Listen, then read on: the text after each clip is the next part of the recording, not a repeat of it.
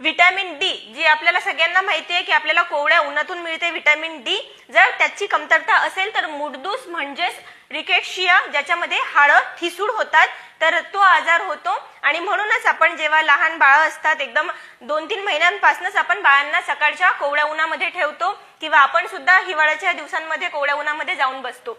त्याच्यामुळे जर कमतरता असेल तर मुडदूस. त्याच्यानंतर व्हिटॅमिन ई, त्वचेचे विकार, रिप्रोडक्टिव्ह सिस्टीमच्या रिलेटेड जे पण काही आजार असतात हे व्हिटॅमिन ईच्या डिफिशियन्सीमुळे होतात. आणि तुम्हाला माहिती असेल की जेव्हा आपण स्किन हॉस्पिटल्समध्ये जातो तर तिथे आपल्याला मोस्टली व्हिटॅमिन ईच्याच गोळ्या देतात, त्याच टॅबलेट्स आपल्याला रिक्वायर म्हणजे सांगतात घ्यायला. त्याच्यानंतर व्हिटॅमिन के.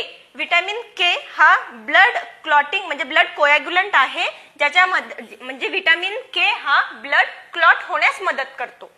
ठीक आहे.